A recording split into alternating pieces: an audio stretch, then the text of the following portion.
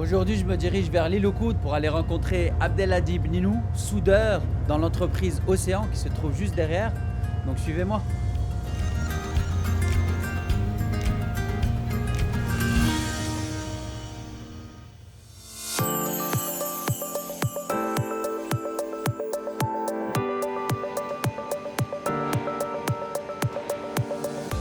Bonjour Abdelhadi, Bonjour est-ce Abdelkarim. que tu peux te présenter?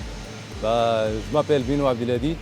Je viens du Maroc, spécifiquement d'El Jadida, une ville côtière où j'aime beaucoup. C'est ma ville natale. Tu es arrivé quand ici à Charlevoix? Je suis venu le 27 octobre 2021 avec le commencement d'hiver. Oh, c'était ton premier hiver et comment que c'était un peu le premier hiver? C'était vraiment difficile pour nous, pour moi et ma famille, mon petit-fils, parce qu'on s'est ennuyé. C'était dur pour nous. On ne connaissait pas les activités hivernales. Je n'avais pas de voiture, mais le deuxième hiver était mieux. Ouais, je pense qu'aujourd'hui c'est déjà beaucoup mieux. Ouais. Est-ce que quand tu es arrivé ici, est-ce que l'entreprise t'a accueilli? Ah oui, effectivement. Ils nous ont soutenus beaucoup, surtout le service de ressources humaines. Je les sollicite beaucoup parce qu'ils nous ont envoyé une voiture nous chercher de l'aéroport Montréal vers la Malbaie où nous avons passé la quarantaine. Ah, parce que tu es venu en pleine période de Covid. de pandémie. Donc ils t'ont accueilli à l'aéroport. Comment ça s'est passé? Est-ce que tu as trouvé d'autres choses que l'entreprise avait préparées pour toi?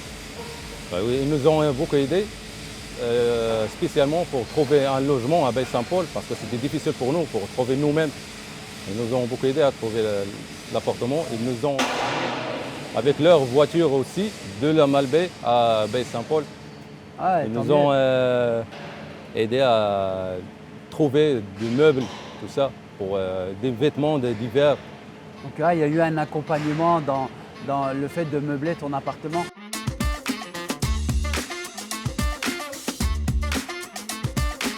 Est-ce que quand tu es venu ici, tu as trouvé qu'il y avait d'autres personnes issues de l'immigration, peut-être même du Maroc?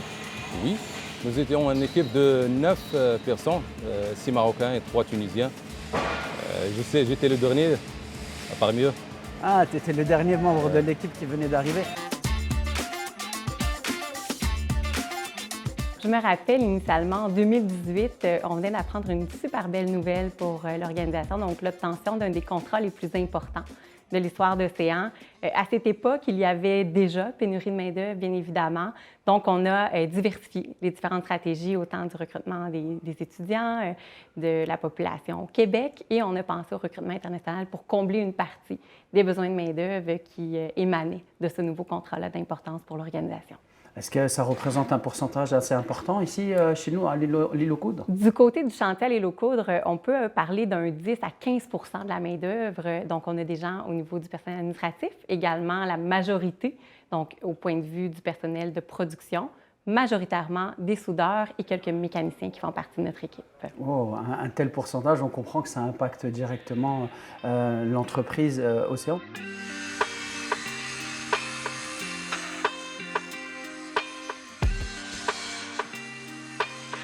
Est-ce que vous avez une diversité au niveau de ces immigrants-là, de différents pays?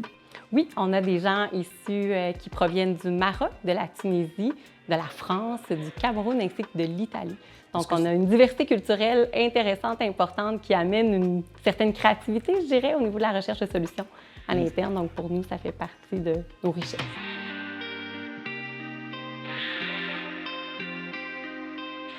Est-ce que les différents employés, quand ils ont vu cette nouvelle main-d'œuvre issue de l'immigration, comment qu'ils ont accueilli ça? Je vous dirais, les gens étaient très au fait des enjeux de pénurie de main-d'œuvre. C'est sûr qu'au début, ça pouvait amener certaines questions, certaines réflexions à savoir est-ce qu'ils vont être très différents de nous? Est-ce qu'on va se ressembler? Est-ce qu'on va avoir un bon profil de personnalité qui va cadrer avec eux? Donc, il y avait peut-être toutes ces questions-là, de l'insécurité, de la curiosité, de la hâte d'accueillir les nouveaux collègues de travail. Au début, j'avais peur parce qu'en tant que musulman, j'ai besoin de faire ma prière.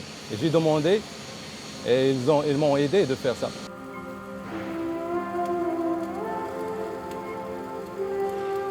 Je vous dirais, ça peut arriver dans le cadre de gens issus d'un processus de recrutement international, tout comme ça peut arriver à l'un de nos employés québécois qui a une situation qui fait en sorte où est-ce qu'on doit faire preuve d'accommodement. Donc, chez Océan, dans la mesure du possible, quand ça ne nuit pas à la sécurité, on parle d'opérations sur le plancher, on est à l'écoute des gens. Dans la mesure du possible, on accommode, on essaie de trouver une solution ensemble. L'employé, l'employeur, donc on discute, on échange, on regarde les différentes options qui peuvent s'offrir à nous. Et nous, on est ouvert dans l'optique où, justement, il n'y a pas d'enjeu de sécurité au niveau de la productivité des chaînes de travail, exemple, sur le terrain. Donc, on favorise vraiment la communication. On s'adapte vraiment en fonction des individus, donc des valeurs, du profil de personnalité, donc peu importe l'origine. Donc, c'est vraiment la gestion de proximité de s'adapter aux gens avec lesquels on œuvre au quotidien. Pour toi, est-ce que c'était un enjeu, le français, pour toi? Oui. Au début, c'était difficile.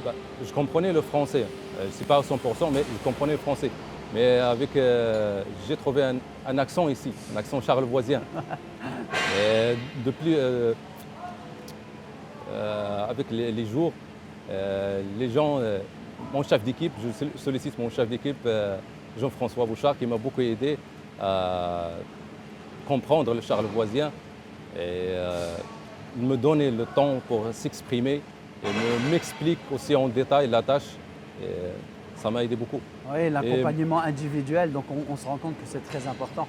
Oui. Est-ce que tu as pris des cours de francisation aussi à côté? Oui, même la compagnie Groupe Océan.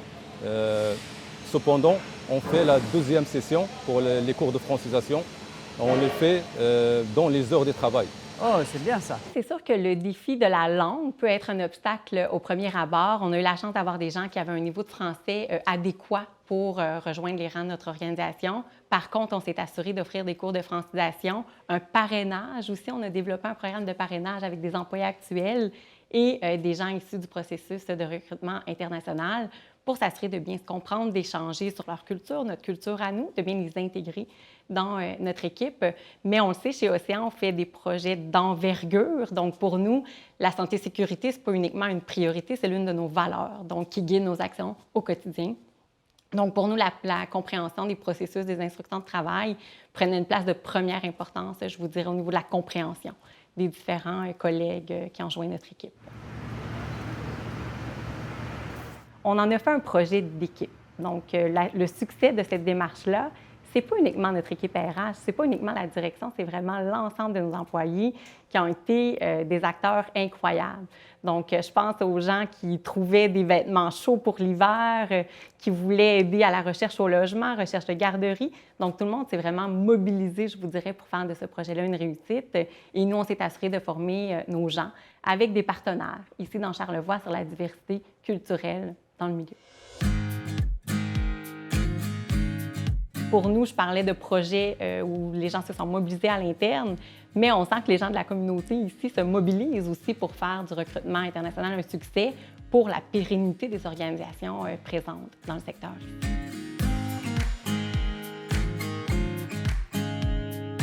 Aujourd'hui, ici, dans l'entreprise de Océan, comment est-ce que tu te sens? Pour l'instant, à ce moment, je sens de plus en plus que je suis un membre de la famille Groupe Océan. Oh, c'est magnifique, ça, c'est un grand mot.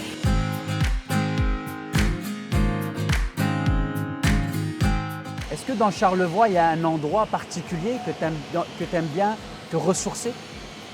Oui, alhamdoulilah, en français, c'est Dieu soit loué. Et il y a beaucoup de places ici qui sont très belles. J'aime la verdure ici, mais spécialement, j'aime beaucoup le parc des Gouffres. C'est calme là-bas, c'est la rivière, les arbres, les animaux. Mon fils aime jouer beaucoup là-bas. Parmi les choses difficiles, c'est la navette entre Baie-Saint-Paul et ici, prendre le traversée, surtout dans l'hiver. On a déjà fait un accident sur la route, c'est vraiment stressant, mais c'est la vie. Ce que je retiens aujourd'hui dans l'entrevue que j'ai eue avec Abdelhadi, c'est que le facteur humain a été vraiment pour lui une révélation, au point de dire qu'il fait partie maintenant de la famille de Océan. Et c'est ça qui a fait toute la différence. Ça bouge. Effectivement, lui-même, il l'a dit que la traversée de l'océan était tout un défi pour nous aussi aujourd'hui. Donc, Pour voir d'autres entrevues, n'hésitez pas à suivre la série.